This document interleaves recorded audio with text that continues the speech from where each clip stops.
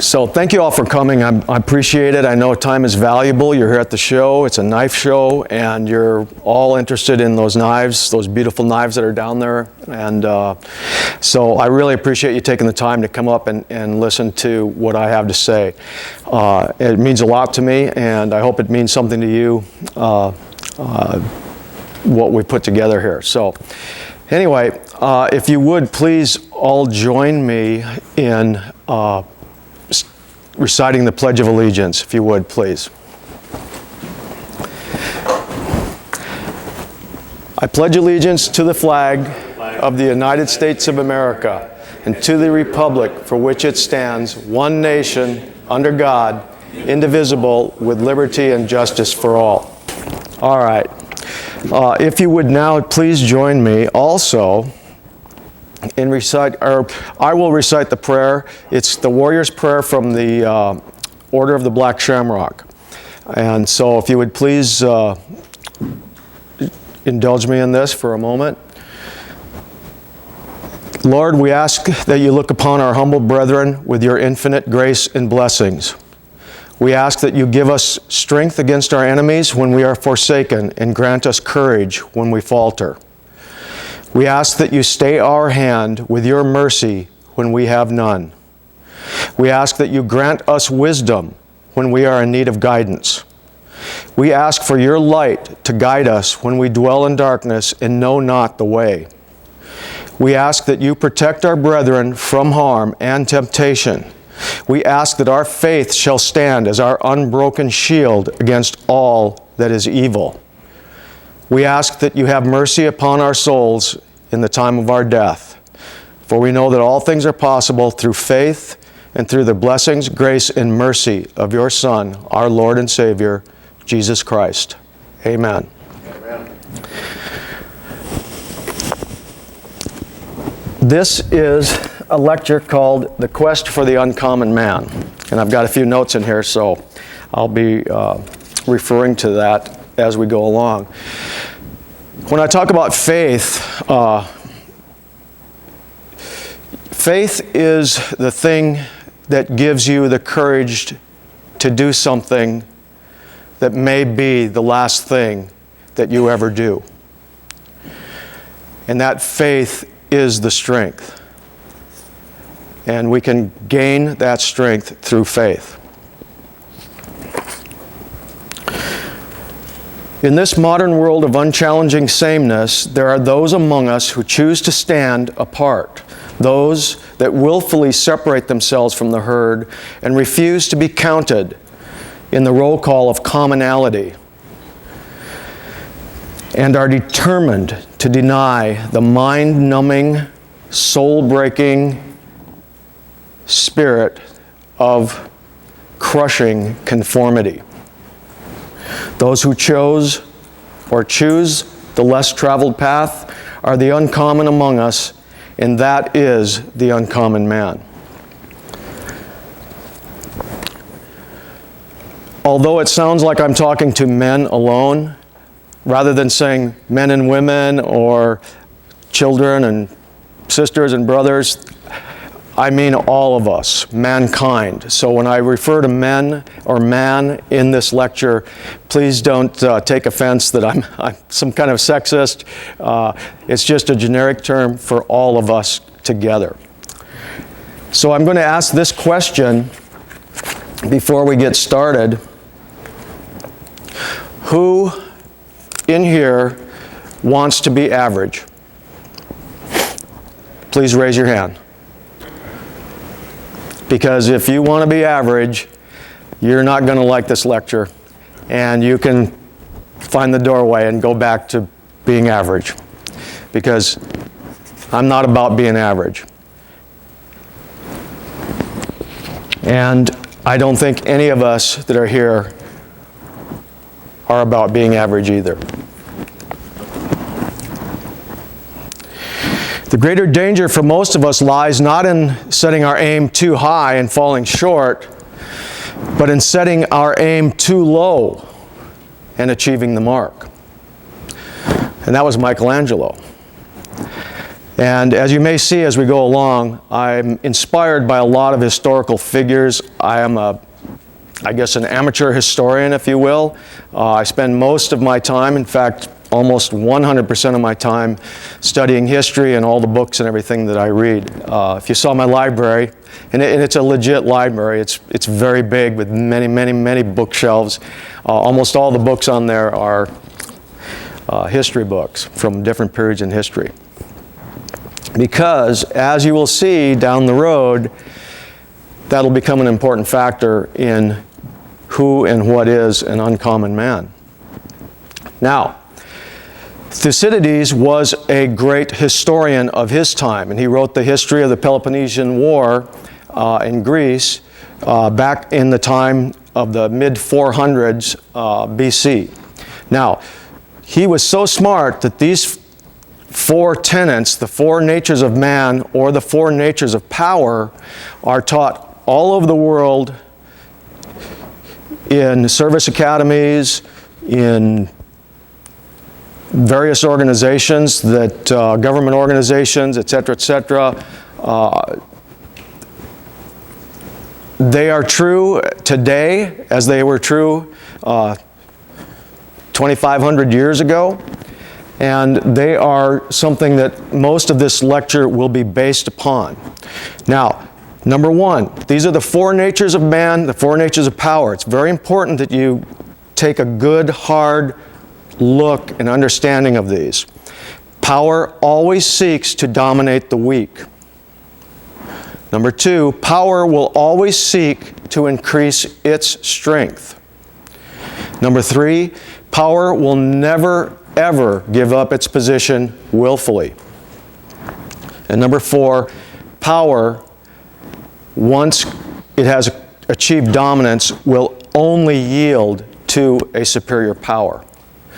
And that has been proved throughout history thousands and thousands of times, way too many. And of course, we all know the axiom, absolute power corrupts absolutely, okay? In my study of history, there's only been two individuals that have ever turned down the mantle of absolute power. One of them was Cincinnatus. He was a great Roman general. City of Cincinnati is actually named after Cincinnatus. He refused the dictatorship of Rome. And lo and behold, George Washington, who they offered George Washington to be the king of America, and he refused it. And he actually said, I want to go back to farming after winning the Revolutionary War against the greatest empire in the history of the world. And as a side note, let me just add, unfortunately, like what we're talking about with those four natures of power and the four natures of man, because man is driven by those same four natures, in a state like California, where we have basically a one-party rule, we are in the midst of that position right now. And if you look at those four natures of power, and you look at the state of California, they are living those rules out every day. And I'm not just picking on California. That would be true in any area or state or government where there is a one-party rule. We can never, ever allow that to happen. Okay? And right now we do have a one-party rule in the state of California. It's unfortunate, but we have to deal with it. On government.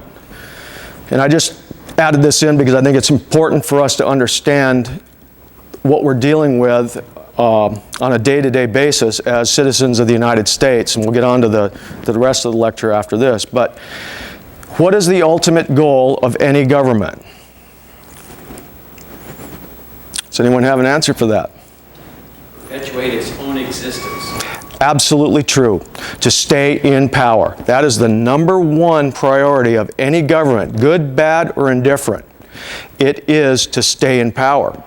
So if you have a good government, that's a good thing. If you have a bad government, then it's a bad thing. But they all do that. All of them.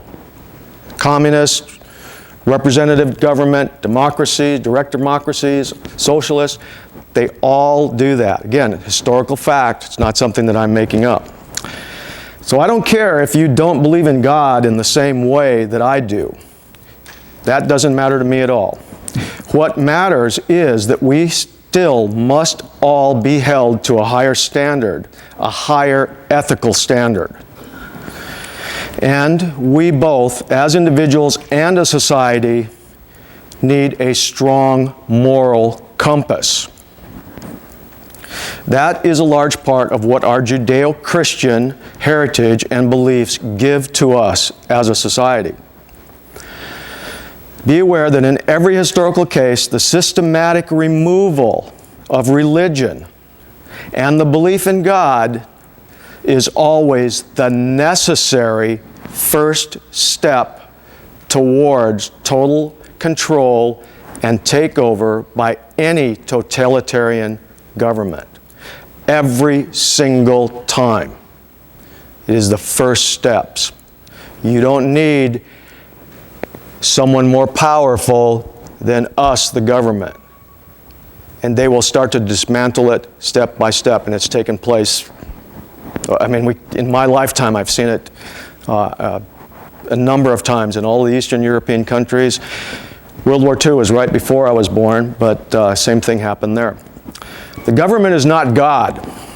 The government is not religion, although for many it has replaced religion as their belief system. The government is not morally or ethically driven. The first priority, the ultimate goal, the job of any government is to ensure that it stays in power. Any government, whether for good or for evil, is therefore driven, with only a few historical exceptions, by the lust for power. Those in government are just like you and me. They are not smarter or wiser than any of us. They are governed by the same natures as described by Thucydides over 2,500 years ago, and they certainly don't know what's best for us.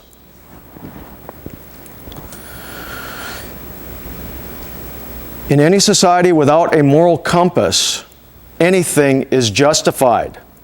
If you remove the restraints of conscience and the consequences for unethical behavior or actions, then, in an effort to impose their will or their social and political ideology, you will soon see that they always act according to this idea: the end justifies the means. Any means. You only have to look back on history to see where that brand of blind ideology always leads. We need God. We need religion now more than ever. And as the philosopher George Santayana so precisely stated, those who do not learn from history are doomed to repeat it. We cannot allow that to happen. And as I travel across this country, this great land, the United States of America, I'm convinced that there are now two Americas. And they are diametrically opposed to each other. There is urban America and there's rural America. And I have circled throughout both of those. I'm from a farm community. I've lived in one of the largest cities in the United States, in the world for that matter. There are two different countries. What we must understand and what we must always stand for as Americans with our votes is one should never achieve domination over the other. Do you understand what I'm saying? That is the key to what the United States was set up. That's why we have an electoral college system. It is to prevent one small faction from saying what has to be done to the rest of the country, so that these cities cannot tell us country folk how to live. But at the same time, us country folk can't tell the people in the cities how to live. We can never, ever allow one to dominate the other. And we're heading in that direction, unfortunately. The 5 virtues of the uncommon man.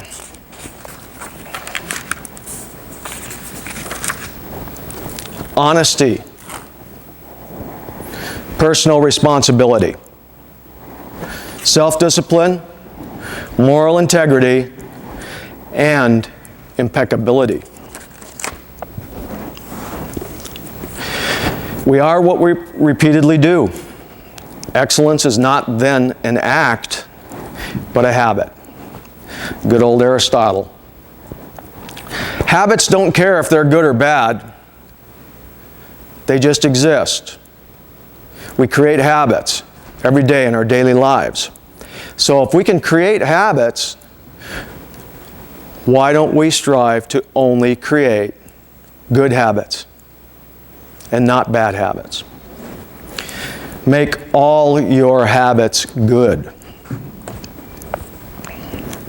So let's talk about honesty. Always be honest with yourself and true to others. There's a starting point for that. And that starting point is always be honest with yourself.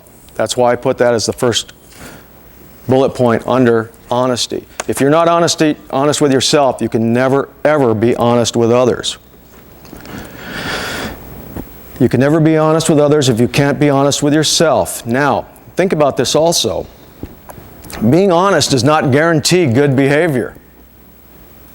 Hence the paradox of the honest thief.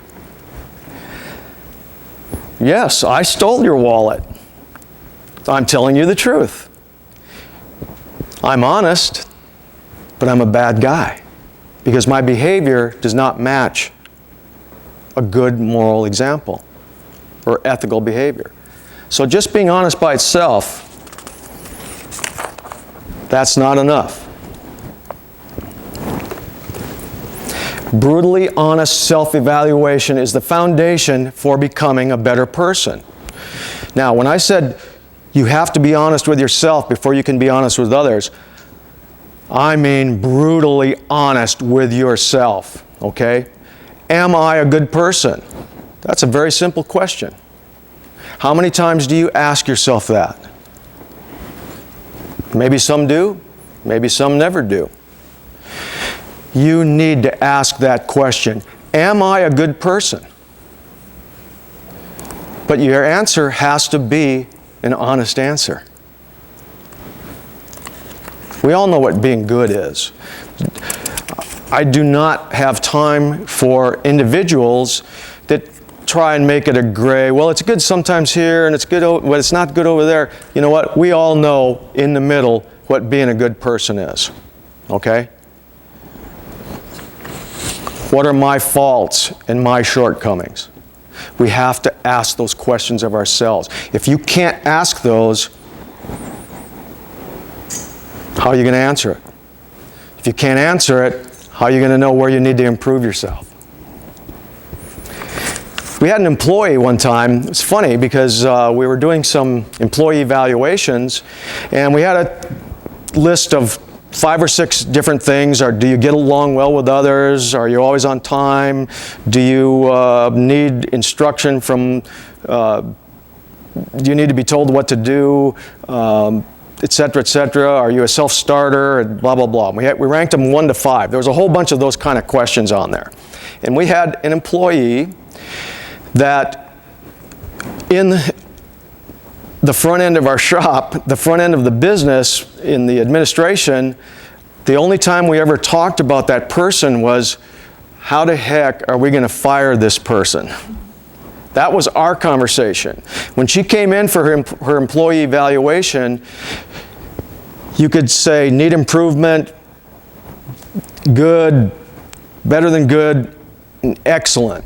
She had checked off excellent in every single category.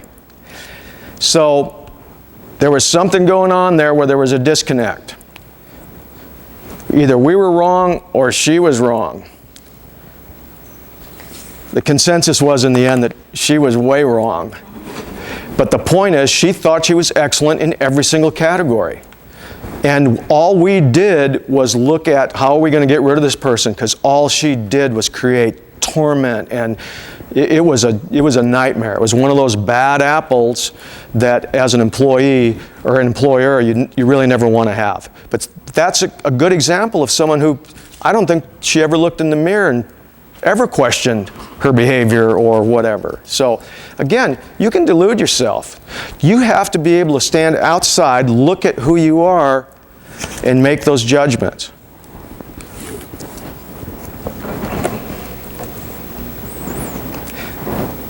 You can never improve yourself if you can't admit or identify where you need improvement. Okay? We'll talk about this picture in a little bit. I hope you can see it. But it's one of the things that I see being involved in physical training and that over the years was I saw a lot of big beefy guys with little chicken legs. And there's a reason for that. Because the bench press is a lot easier to do than the squat. Squat is probably one of the hardest exercises that exists. It is brutal. It is a gut-wrenching experience if you're really doing good squats. It's the toughest weight training exercise that exists. That's why a lot of guys get big guns and pump up and they have chicken leg, because it's not what you want to do. It isn't the one that's the most fun. What was my favorite exercise of all times?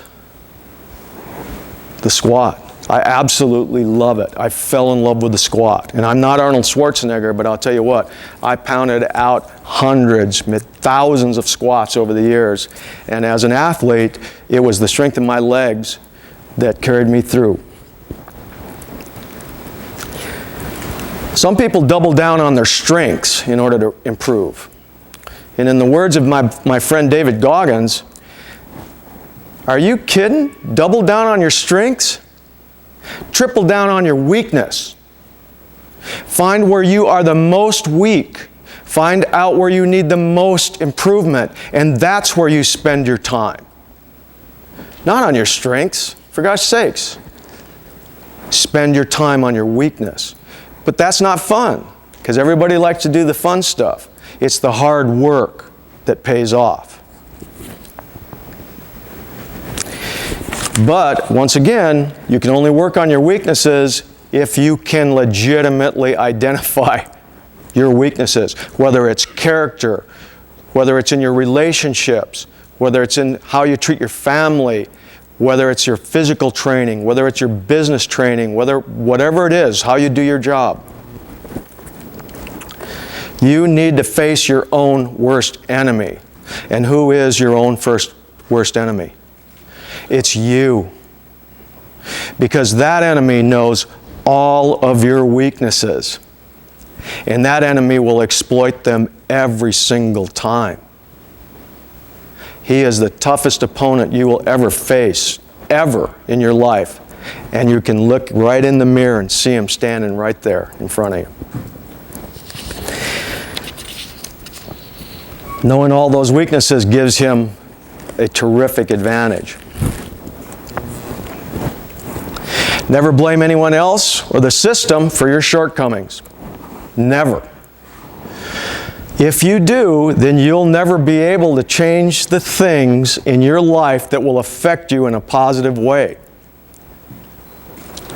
Because if you always say that it's because of them or the system or this guy or that boss or that whatever, my wife, whatever it is that you pick as the reason for you coming up short, you will never be able to improve, because now you have externalized all of those things and you can't change something out there. And the truth is, it ain't out there that's affecting you. What's affecting you is in here.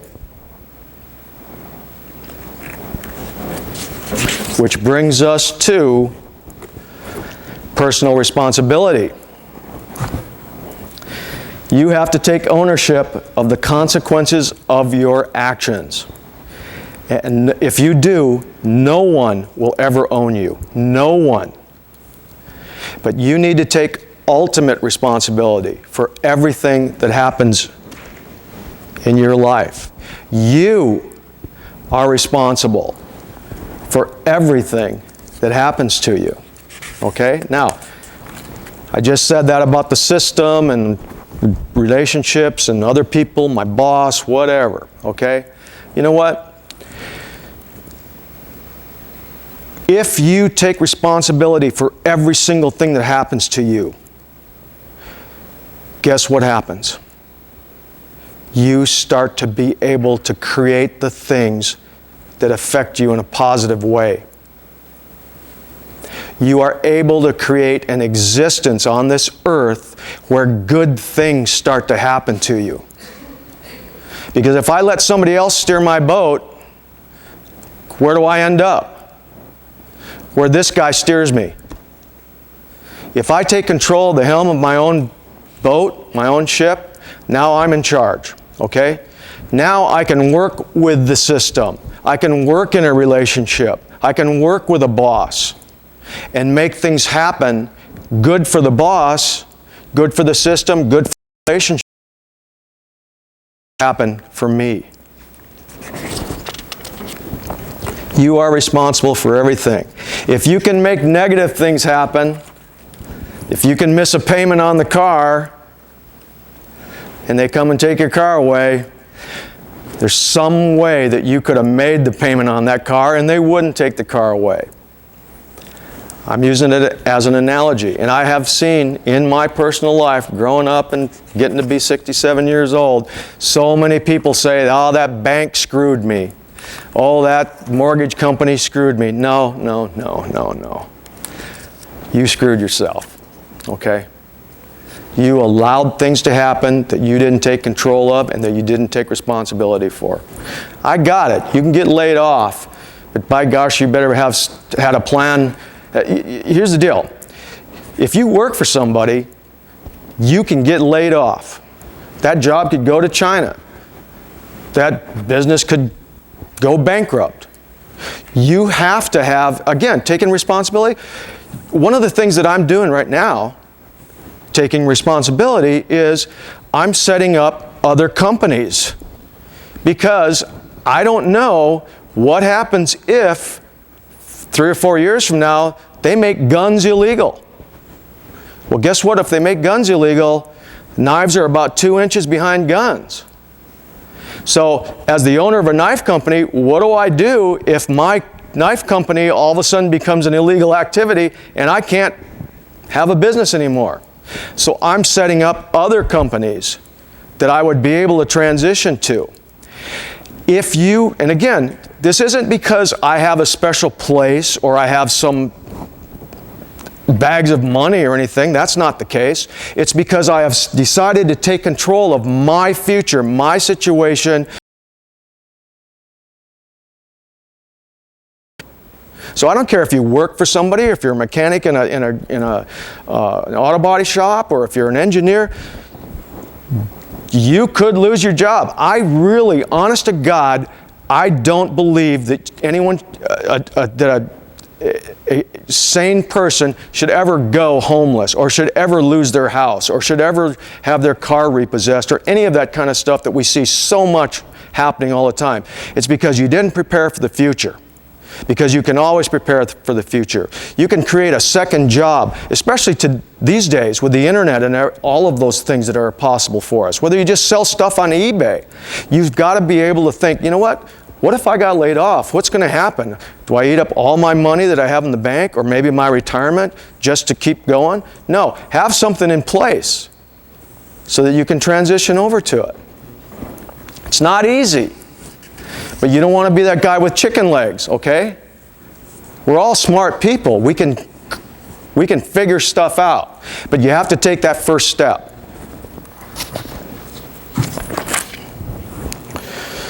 We used to be a society and a country based on the ideas of self-sufficient, rugged individualism. That's the United States of America. If you look between the lines, that's one of the reasons that they want to take our cars away. Now that's connecting some dots, but having vehicles gives us the ability to travel all over our United States, move and do things whenever we want to do it, okay? So you got to look for these little subtle things that are happening down the road that might be happening so slow right in front of your nose that you're not even aware that they're having. Americans can go and do whatever they want right now.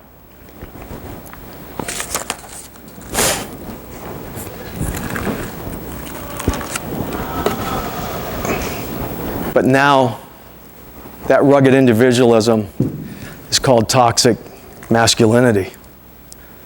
And who in the hell came up with that?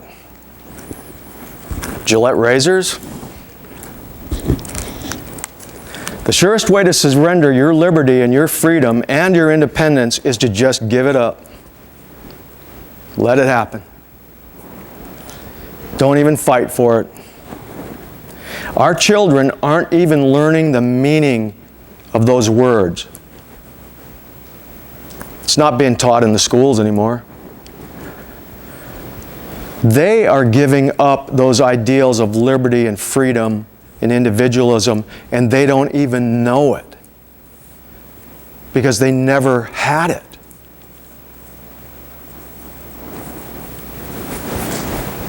It's our responsibility to educate them and to prevent that from ever happening. Julius Caesar wrote in his book on the Gallic Wars, "I would much rather face in battle those barbarians who live closer to Roman cultural influence, for they are much softer and most easy to defeat in battle. Oftentimes, they just give up. I fear most facing those barbarians who have never embraced Rome's influence, for they are the most difficult to defeat. They are the most fierce and savage in battle, often fighting to the last man and never value their valor in battle and their freedom above all other things."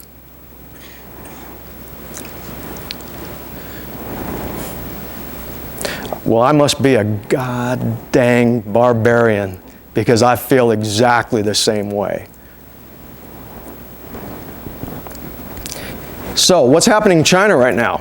Okay? So we're moving all these directions about, well, we can't eat beef. We got to cut back on beef because cows fart and burp. So we need to eat soy, and we need to eat vegan, and we need to eat vegetables, and blah, blah, blah, blah, blah, and crickets and all of that stuff, okay? Well, guess what's going on in China? Toxic masculinity. They see the light. So what are they doing over there? They're forcing their young men to eat more beef, more meat. They're giving steroids, testosterone, to all their soldiers. They are trying to bring exercise and weight training back into, because a 120-pound Chinese guy who's only eaten soybeans his whole life is probably not a real fierce son of a gun. But they see what's coming. So they're trying to undo the things that people here in the United States are trying to push us to do. So when I say look around, look and see what's going on. For gosh sakes, it doesn't work. They're trying to undo 100 years of doing that. Because they look at us and we are still regarded in all theaters of operation as the fiercest, most badass soldiers that ever walked the planet Earth, the United States of America. We are feared the world over. No matter what, we still are. But by God, if you look what's going on in the military right now, they're working against that also. Okay? Never become civilized. What was Julius Caesar talking about? He was talking about everyone who wasn't a Roman citizen, by the way, that was a barbarian. It didn't mean you had long hair and ran around with horns on your head. If you were not a Roman citizen, that was the term that was used, barbarian. So all of these societies or cultures that were closer to Rome, he sought that were out living in the hinterlands that still valued all of those things like individual freedom and people not telling me what to do. Those were the badass guys that were the toughest to face in battle. Never become civilized. Personal responsibility, in the end, is your greatest responsibility.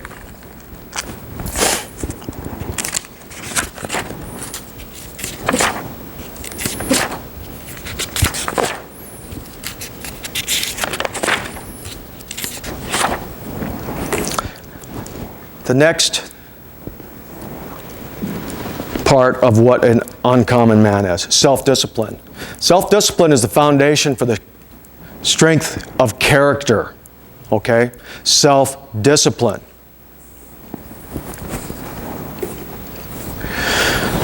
True self-confidence and self-esteem is gained by seeking out the struggle against adversity. Seeking out adversity. It. Okay? Think about a tree. You plant a tree. How do you make that tree strong? Well, you put a couple stakes and tie it up with some rope or something so that it doesn't get hurt when the wind blows, right? No. You plant the tree and you let the wind blow it all over heck, because that's what creates the strength in the trunk of the tree. If it's propped up, it's never going to be as strong a tree as one of those that's growing out in the middle of the woods. It's a fact.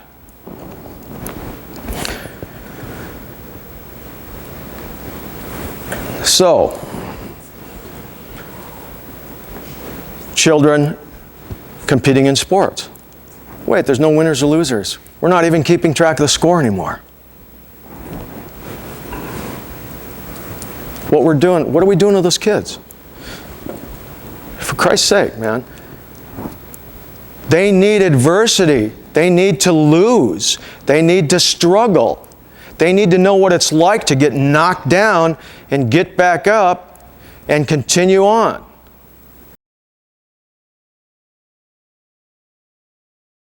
The past. And I'll tell you what, I saw little guys, because it was mainly boys, for example, strike out and break into tears. And then have the mom run over and console the little boy. And I'm like, what the heck am I looking at? What in the heck am I seeing right now? Number one, when I played, parents were never allowed anywhere near the field. They stayed in the bleachers, so they couldn't come out and console anybody, even if they got spiked or they got hit in the head with a baseball or whatever. So what I'm saying is that if we create a society of weak people that are not used to having to struggle to get ahead or to know that they are in competition, for gosh sakes, think about this. From a man's point of view, we are the fiercest competitors that exist, and we compete for basically one thing: to find a mate. Find that girl that's just right for you. There's probably some other guys out there that are circling the pack also, so you're in competition. So you can't say that competition is a bad thing and we shouldn't learn how to do these things, because we all compete all the time. I want to get that new job. I want to get that promotion. I want to make more money. I want to do whatever. I want to get that other car. We're always competing because other people are also trying to do the same thing. So you can't remove that from our existence. It's a fact. It exists. So we need to have these kids learn that, God Almighty, if you fail, it's not the end of the world. It's just one little door that you got to bust open and go through. That's all. You cannot get true self-esteem, true self. That's what gives you that self-confidence. Muhammad Ali, one of my heroes, he said one time, he goes, long before I won the belt, I knew I was the champion. Long before I won the belt, I knew I was the champion. So every time I climbed into the ring, my opponent was facing the champion. I knew it, and he knew it too. Now that's self-confidence, okay? Do you think Muhammad Ali got that because he never competed? That confidence?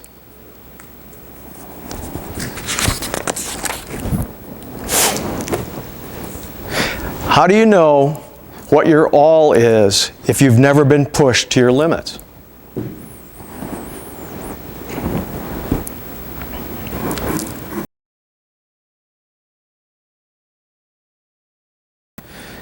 Fatigue makes cowards of us all. Now, what does that mean, and how does that relate to being pushed to your limits? Okay? I don't know if any of you have ever run or raced or done bicycle racing or whatever it would happen to be, but I'm going to ask you this. If you ran a marathon, which is a pretty good distance to run, and you thought you gave it everything you had, could you walk one more step? Damn right you could. Could you go 5 more steps? Hell yeah. Could you go 100 steps? You could probably go a lot farther, because I know personally guys that can run a lot farther than a marathon. People will say they gave it everything they had. Okay? No, they didn't. Because if you think that you've given everything you had, you are now setting an end point to your efforts. I don't have an end point to anything that I do. There is nothing that's going to stop me from going as far as I possibly can, okay? But how do I get that type of a mentality? I'm not a Navy SEAL, I'm not in the Marines, I'm not doing this. One of the best ways is through hard physical training, okay? Fatigue makes cowards of us all, okay? When you run out of steam, you give up. Believe me, I've been there. I have been there and I have given up. And the worst, honest to God, the worst feeling I've ever felt in my life, because I'm not a quitter. I thought I wasn't a quitter, and I quit. I know that feeling, and I never want to feel that feeling again, ever in my life, no matter what. So, hard physical training. I don't care if you're 20 years old or 200 years old. Get off your lazy rear end and push yourself. Okay? Go do something. And do it hard. Hour a day, for God's sakes. Oh, I don't have time to work out. How many TV shows are you watching a day? Probably more than 1 hour worth. Do something. Okay? I get up at 4 o'clock in the morning every single day. I've got 8 hours in while most people are thinking about getting up. I'm not all hard ass and I'm not like some crazy kook. I just made that my habit. So I can work out 2-3 hours in the morning if I want, 2-3 hours in the afternoon if I want, and I still get a full day's work in every single day.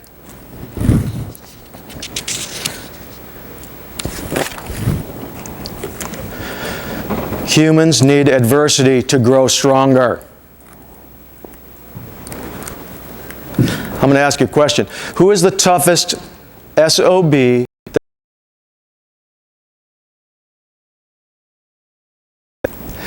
125-pound Marine just out of boot camp. They have faced, if you've ever been in front of a DI, you know exactly what I'm talking about. They have faced adversity, all right? And they have gone through it. And they came out way stronger on the other side. Adversity strengthens willpower and hardens resolve. It builds resiliency and increases physical strength. Does anyone know who Dan Gable is? One of the world's greatest wrestlers. I think Dan Gable one match. He has produced more gold medal winners, more NCAA champions, more world champion wrestlers than any other coach in the history of the sport. And I'll tell you what, if you ever wrestled, there are very few things in life that you can do that are harder than wrestling, okay? It will wring you out and leave you in a puddle on the floor. But Dan Gable, this great individual, multi-gold medal winner of the Olympics, etc., said, if something is necessary, do it every day. If it isn't, don't do it at all. Don't waste time watching reruns of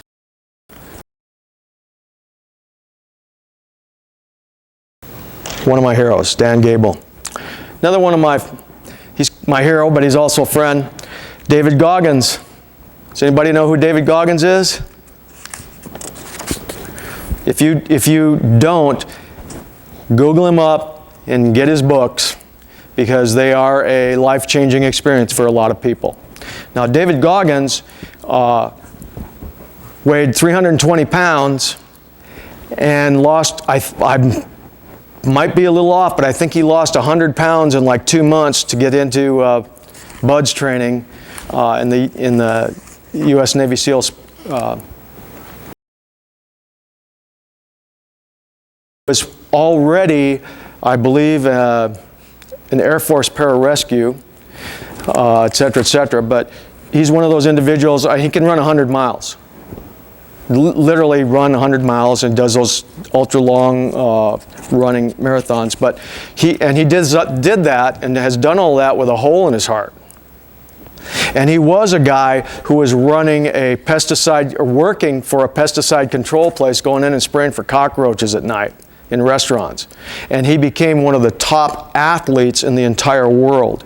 And it's from David that I got the idea about the uncommon man, because he said, I always wanted to be an uncommon man amongst uncommon men.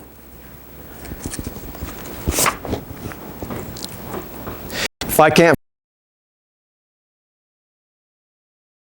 when he was forced into invading Italy and had to go over the Alps rather than coming up around through the boot. If I can't find a way, I will make a way. One of the greatest generals in the history of mankind. True self-confidence can only be gained through self-discipline.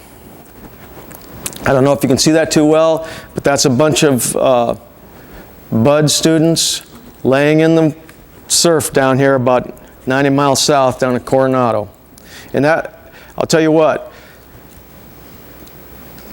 it's cold, even if it's mid-July. It's bone-chilling cold because you are wet 24 hours.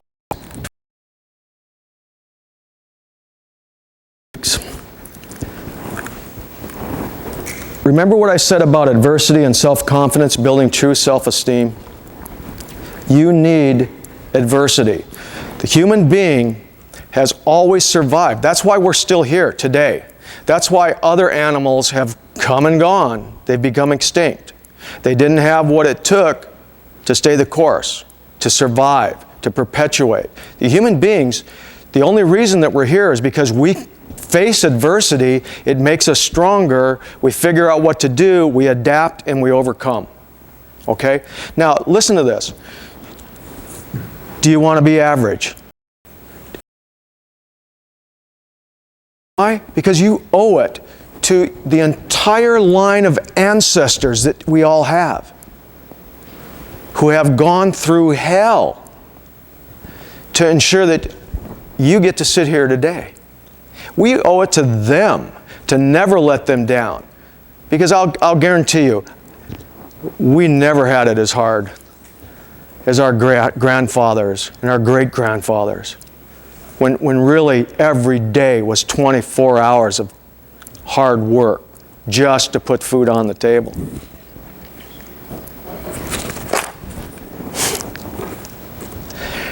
I didn't win my fights with my fists. I won them with my feet. Muhammad. Well, he had some of the greatest footwork that's ever existed in the sport of boxing, but here's the thing. Footwork is one of the toughest drills that exist in boxing. It's the one that'll wring you out. It is also the least glamorous. People want to go in and bang the heavy bag, or they want to spar.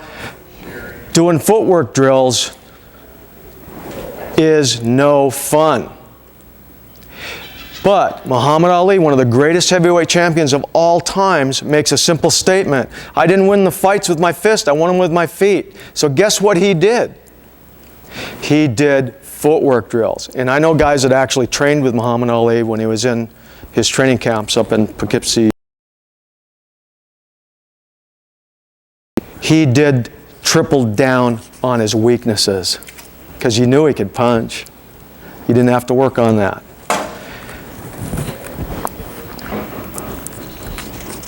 An expert is, this is one of my quotes, I didn't put it up there. An expert is someone who has mastered the basics. Okay? Now think about that for a second. The basics are always the hardest things to do. They're the things that are the least glamorous. They're the things that you need to master. Those are the things that will be the foundation for everything you do. And again, I relate a lot of this to physical training because that's something that Bruce Lee said, "I do not fear the man who knows 10,000 kicks. I fear the man who has done a single kick 10,000 times." Talk about self-discipline. Try that one on for size. Discipline, sacrifice. Be willing to accept sacrifice and suffering as the wages that you must pay for accomplishment. Muhammad Ali also said, "I won all my fights in the gym." What does he mean by that? The harder you train in the gym, the easier you're going to win fights. Discipline. Make discipline a habit. If something's necessary, do it every day. If it's not, don't do it at all. Moral integrity. Always do the right thing, no matter what the consequences. Okay? Always. Remember what I said about owning the consequences? If you do the right thing every time, it's way easy to own the consequences. Because, and remember, a man who stands by his convictions never stands alone. You are never alone. Moral strength, like physical strength, is lost if it's not exercised on a regular basis. Now I want to take you through something that is real important to understand.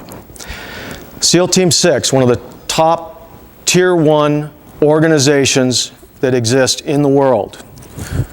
One of the toughest organizations to ever become a member of. Because not only is it tough to become a Navy SEAL, but the criteria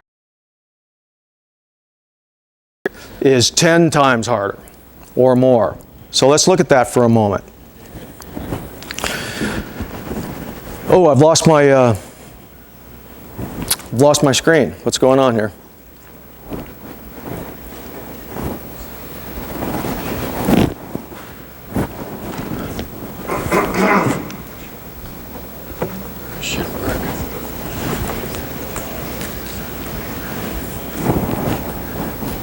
Wow. Are we out of...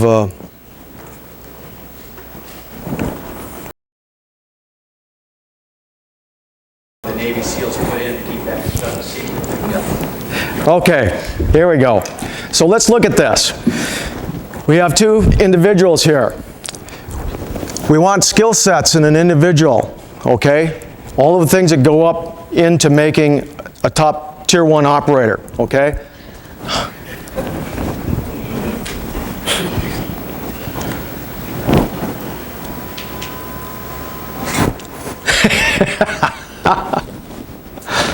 Not a Tier 1 machine.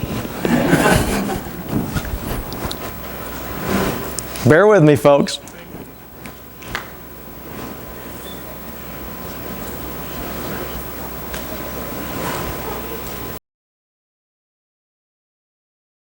So, we want someone who's up here at the skill set level in the 5 area, and we've got an individual who's only at a number 2 on the skill level, right here, and in terms of character, he's over here at a skill level of 5.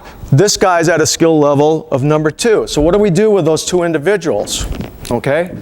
Because that's kind of how it shakes down a lot of times. So what do? What we're after is the perfect candidate. 5 in skill sets, 5 in character. Okay? So, the skills, big, strong, great shooter, language skills, everything that you need, we'll just move him over into higher character category. And we'll take the guy who has no number 2 in skill sets, and we'll move him up to the skill sets 5. So we both end up with that top flight tier 1 operator, right? No, not right. Because I can't teach this individual character. Character is who you are. I can't do a brain transplant. I can't do a personality transplant. But I can take the individual who is of high moral character and I can move his skill set up because I can train him to be that individual.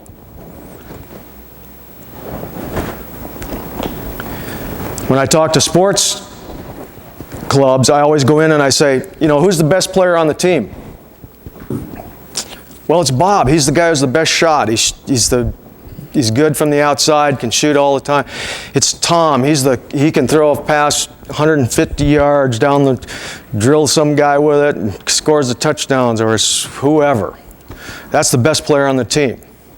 Well, think about this. Would he win the game if he was standing out there all by himself? I don't think so. Would he be throwing touchdowns if there was no receiver? If there was no center? If there was no blockers?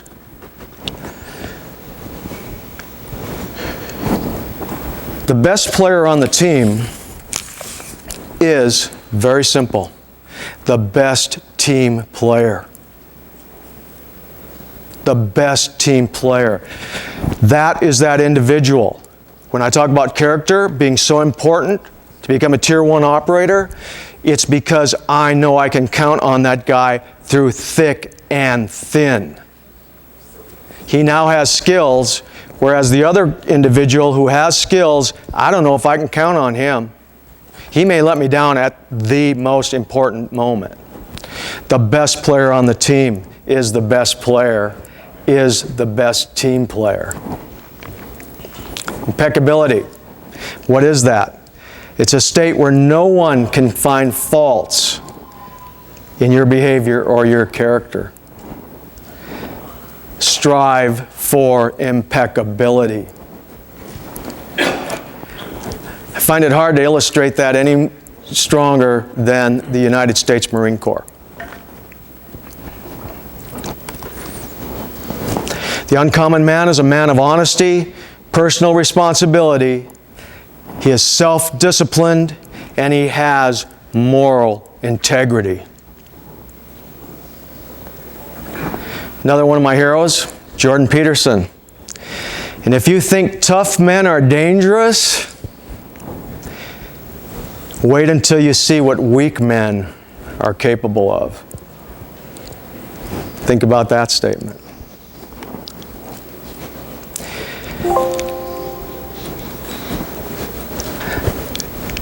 Be the uncommon man. Make it your life's dedication to be the uncommon man. Because what will happen is that the rest of your life will become better. I guarantee it. I guarantee it. I'll finish on one note. I'll have people come up to me here at the show. I give talks to different businesses and organizations. From SpaceX to any number of police academies, military units, etc., all the way down the road. And people will ask me a lot of times, how do I become a better businessman? Because they know I own a business and things like that. How do I become a better businessman? And I give them an answer that most of them do not expect. I tell them this: be a better person, and you will be a better businessman.